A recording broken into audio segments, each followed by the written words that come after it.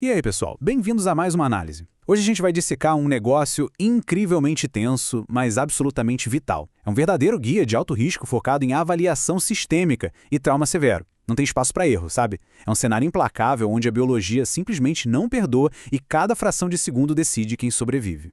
Imagina o caos absoluto de um acidente grave. A pergunta que fica no ar na sala de emergência é exatamente essa: como a gente avalia e estabiliza alguém à beira da morte naqueles primeiros minutos? E olha, não rola nenhum tipo de improviso. A estabilização não é feita na intuição, mas através de um algoritmo clínico impecável, projetado literalmente para interceptar a morte. Então, bora entender essa progressão lógica. Para evitar uma cascata de falhas no corpo, a gente vai seguir o seguinte caminho: 1. Trauma de cabeça e coluna. 2. Trauma torácico letal. 3. Avaliação abdominal. 4. Pelve e hemorragia maciça. E, por fim, 5. Trauma de extremidades. É um roteiro estrito de sobrevivência, sem pular nenhuma etapa. Começando pela nossa fase 1, trauma de cabeça e coluna, a linha de frente neurológica. A gente inicia lá no topo anatômico, com um foco total em garantir que o cérebro não sofra danos expansivos e que a medula espinhal fique protegida. A primeira coisa é bater o olho e procurar sinais de fratura na base do crânio. Sinais como o de Battle, que é aquele hematoma roxo atrás da orelha, ou os famosos olhos de guaxinim. Identificar isso visualmente já é um alerta vermelho gigantesco de que o osso sofreu um impacto brutal. É a primeira pista clara de um cérebro sob ataque. E a equipe percebe isso na hora, sem precisar atrasar nada esperando o exame de imagem. Agora, a diferença entre esses dois tipos de sangramento na cabeça é assustadora. No hematoma epidural, uma artéria é rompida. O crânio enche de sangue rápido, sob muita pressão.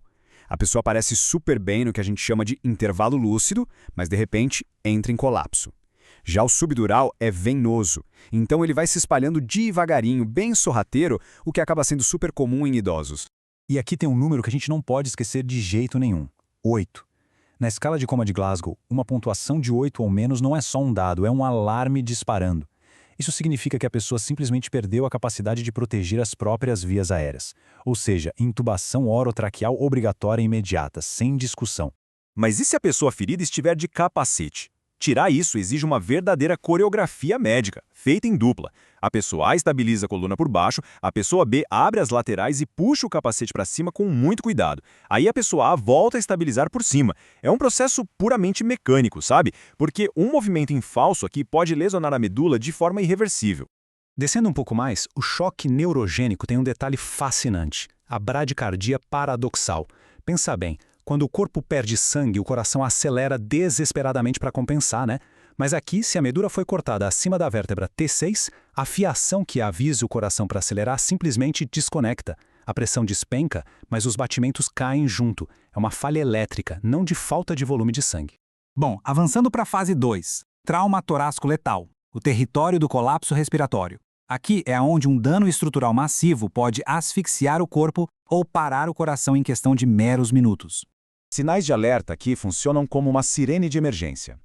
A presença de pele azulada, cianose, ou uma traqueia desviada para o lado, exige que a equipe pare tudo o que está fazendo. Tem engurgitamento nas veias do pescoço? Enfisema subcutâneo? Sem oxigênio e sem o coração bombeando livremente, nada mais importa. Tem que garantir a respiração e a circulação ali, na mesma hora. O que nos leva a uma questão super tensa. Quais lesões no tórax matam assim em minutos? Assim que esses sintomas visuais aparecem, começa uma verdadeira caçada diagnóstica. A equipe precisa rastrear e neutralizar assassinos rápidos e silenciosos escondidos no peito. O primeiro desses, assassinos, é o pneumotórax hipertensivo. O ar entra na cavidade pleural e não tem por onde sair. Ele vai esmagando o pulmão, empurrando o coração, até parar tudo. E a intervenção não precisa de raio-x complexo, não. É descompressão imediata com a agulha no segundo ou quinto espaço intercostal, na marra, para liberar a pressão, seguido logo depois por um dreno definitivo. O outro perigo brutal é o tamponamento cardíaco, denunciado pela famosa tríade de Beck: pressão baixa, veias do pescoço bem saltadas e sons do coração abafados. Isso significa que tem sangue enchendo o saco pericárdico e esmagando o coração de fora para dentro. Reconheceu isso? Tem que drenar na hora com uma agulha ou abrir cirurgicamente o tórax. Passando para a fase 3, a avaliação abdominal e a busca pelo sangramento oculto. Chegamos a uma das áreas mais traiçoeiras. Litros de sangue podem vazar e se acumular lá dentro de forma totalmente oculta, sem derramar uma única gota no chão. E a grande sacada da medicina moderna para esse desafio é o IFAST. É genial, como uma visão de raio-x na beira da cama. Em questão de segundos, este ultrassom caça bolsões de líquido em espaços-chave, como perto do fígado e do baço. Assim, os cirurgiões sabem exatamente onde precisam abrir antes de acontecer um colapso total. O FAST é incrível por ser rápido e não invasivo. É o padrão ouro. Mas e se não tiver ultrassom disponível na hora? Aí a equipe usa a lavagem peritoneal diagnóstica, a LPD. É uma técnica mais invasiva, mas vital. Insere-se um catéter no abdômen para lavar a cavidade. Se o líquido voltar com sangue ou conteúdo intestinal, a cirurgia é para já. Chegamos à fase 4, pelve e hemorragia maciça. Não por acaso chamada de buraco negro do trauma. É uma emergência absoluta quando a estrutura óssea da bacia se rompe de forma catastrófica. A forma como a pelve quebra depende puramente de onde vem a energia do impacto. Uma batida de frente cria a assustadora lesão em livro aberto, rasgando a bacia no meio. Um impacto lateral amassa os ossos para dentro. E uma queda de muito alto causa um cisalhamento vertical direto, destruindo e arrancando os ligamentos de uma vez só. E olha só esse volume. 4 litros. Uma pelve fraturada vira um verdadeiro reservatório da morte.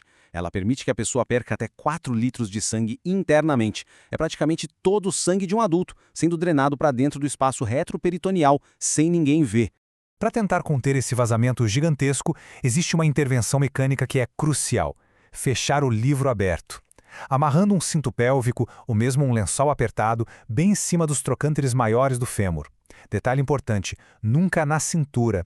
Isso comprime os ossos quebrados de volta para o lugar e diminui o volume interno. É simples, barato e literalmente salva vidas. E finalmente, fase 5.